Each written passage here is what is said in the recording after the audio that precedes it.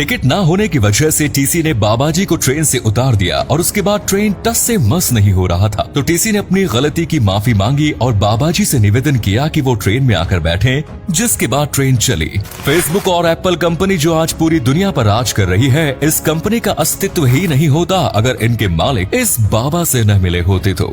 आज के जिस दौर में कई सारे बाबा अपने करतूतों से देश का नाम बर्बाद करके जेल की हवा खा रहे हैं, उस दौर में ये बाबा जी ने अपने देश की संस्कृति को बचाया। क्या सच में बाबा नीम करोली स्वयं हनुमान जी के अवतार थे? आज के इस वीडियो में हम बात करेंगे इस दुनिया के सबसे चमत्कारी बाबा जिन्हें नीम करोली बाबा के नाम से जाना जाता है और उनके 10 चमत्कारों के बारे में। So let's begin. दोस्तों, जब साल 2011 में एप्पल कंपनी के मालिक स्टीव जॉब्स की मौत हुई, तब उनके तकिए के नीचे से एक फोटो निकला और वो फोटो भारत के आदमी का था जिनका नाम था नीम करोली बाबा। नीम करोली बाबा इतने ज्यादा प्रख्यात थे कि हिंदुस्तान ही नहीं बल्कि दुनिया के कई देशों में उनके भक्त मौजूद हैं।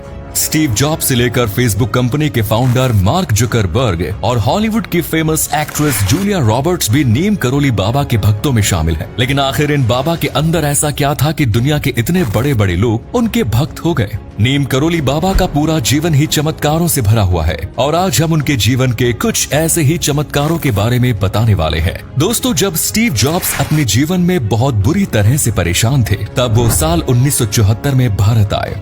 भारत आकर वो उत्तराखंड में स्थित कैची धाम में गए। कैची धाम आने का स्टीव जॉब्स के जीवन में इतना प्रभाव पड़ा कि यहाँ से वापस जाते ही उन्होंने एप्पल कंपनी की स्थापना कर दी और आज एप्पल कंपनी किस मुकाम पर है ये बात तो हर कोई जानता है। नीम करोली बाबा के इस कैची धाम पर गूगल के फाउंडर लैरी पेज और फेसबुक के फाउंडर मार्क जुकरबर्ग भी आ चुके हैं और उन्होंने खुद इस जगह की अलौकिकता का वर्णन किया है। फेसबुक अपने शुरुआती दौर में बहुत ही मुश्किल से गुजर रहा था। तब फेसबुक के फाउंडर मार्क जुकरबर्ग ने अपने मेंटर स्टीव जॉब्स से सलाह मांगी और उन्होंने मार्क जुकरबर्ग को भारत में कैची धाम आने की सलाह दी। मार्क जुकरबर्ग ने नरेंद्र मोदी के साथ एक मीटिंग में खुद इस बात को कबूल किया है कि कैची धाम से वापस लौटने के बाद उनके जीवन में हर चीज पॉजिटिव होने लगी और देखते ही देखते फेसबुक आसमान की ऊंचाइयों पर पहुंच गए। जिस समय मार्क जुकरबर्ग ने ये बात मीडिया के सामने बताई, उसे सुनकर खुद नरेंद्र मोदी भी हैरान थे। दोस्तों, उत्तराखंड के नैनीताल में स्थित है नीम करोली बाबा का कैची धाम, जहां भारत ही नहीं बल्कि दुनिया के अलग अलग हिस्सों से लोग आते हैं। इस स्थान को बाबा नीम करोली ने बनवाया था,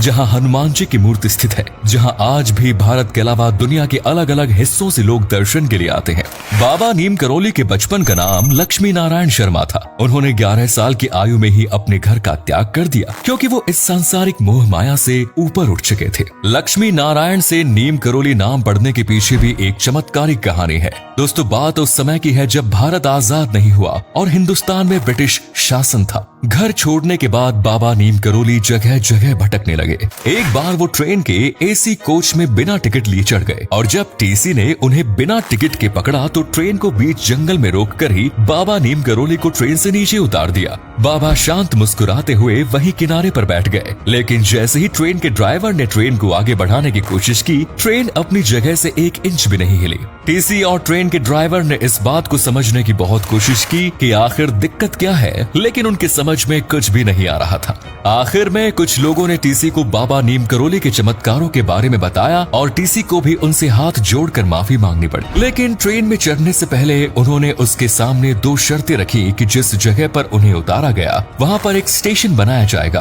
और कभी भी वो किसी भी साधु संत से इस तरह का व्यवहार नहीं करेंगे। ट्रेन के टीसी ने बाबा नीम करोली की बात मान ली और उस जगह पर स्टेशन भी बनवाया गया जिसका नाम नीम करोली है और इसी स्टेशन के नाम पर उनका नाम बाबा नीम करोली पड़ा। ये तो बाबा नीम करोली के चमत्कारों की शुरुआत मात्र थी। साल 1943 में बाबा उत्तर प्रदेश के एक गरीब दंपति के घर गए। वो दंपति बाबा के बहुत बड़े भक्त थे और बाबा को देखकर बहुत ही ज्यादा खुश हुए। ये वो समय था जब द्वितीय विश्व युद्ध चल रहा था और उस दंपति का बेटा ब्रिटिश सरकार की तरफ से बर्मा में जापानी सेना के खिलाफ लड़ाई लड़ रहा था। बाबा ने उन्हीं के घर विश्राम करने का निर्णय लिया और जब रात में बाबा चारपाई में कंबल ओढ़कर सो रहे थे, तब उन दंपति ने ऐसा अनुभव किया कि बाबा बहुत ज्यादा दर्द से कराह रहे हैं। ऐसा लग रहा था मानो बाबा को कोई किसी हथियार से मार रहा हो, लेकिन उनके अंदर इतना साहस नहीं था कि बाबा की नींद खराब कर सके। अगले दिन नीम करोली बाबा ने उन्हें वो कंबल लपेट कर दिया और कहा कि इसे बिना खोले गंगा जी में विसर्जित कर देना। और जब वो दंपति उस कंबल को लेकर गंगा जी में विसर्जन करने जाने लगे तो उन्हें ऐसा एहसास हुआ कि उस कंबल के अंदर बहुत सारा लोहा भरा हुआ है। उनका मन उसे खोलकर देखने का हुआ, लेकिन बाबा की बात काटने का उनके अंदर साहस नहीं था और उन्होंने उस कंबल को बिना खोले ही गंगा जी में विसर्जित कर दिया।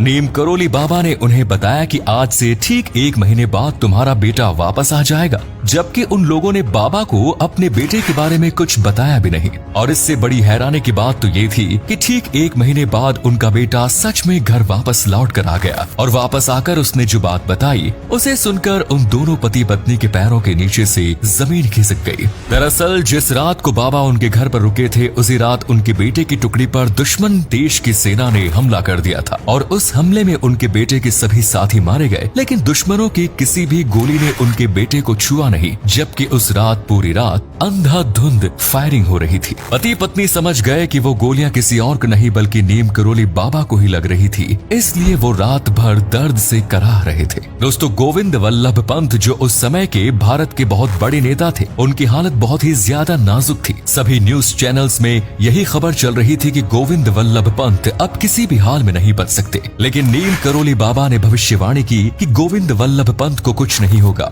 अभी वो बहुत जिंदगी जीने वाले हैं। और हुआ भी वही, गोविंद वल्लभ पंत अपनी मौत के मुंह से वापस आ गए। नीम करोली बाबा से देश विदेश से लोग मिलने आते थे और एक आदमी उनके पास बांग्लादेश से आया जो उस समय पाकिस्तान हुआ करता था। उस आदमी को देखते ही कहा कि तुम चिंता मत करो, तुम्हारा भाई बहुत जल्द दुश्मन की गिरफ्त से रिहा होगा और वो देश पर राज करेगा। बाबा की बात सुनकर वो आदमी बहुत ज्यादा असमंजस में पड़ गया, क्योंकि उसका भाई पाकिस्तान के कैद में था और वहाँ की अदालत ने उसे फांसी की सजा सुना दी थी। लेकिन बाबा की भविष्यवाणी सच हुई और जिसके लिए बाबा ने भविष्यवाणी की थी वो आदमी कोई और नहीं बल्कि बांग्लादेश के पहले राष्ट्रपति शेख मुजीबुर रहमान थे। और ये बात उनके छोटे भाई ने खुद बताई, जिनसे बाबा ने ये बात कही।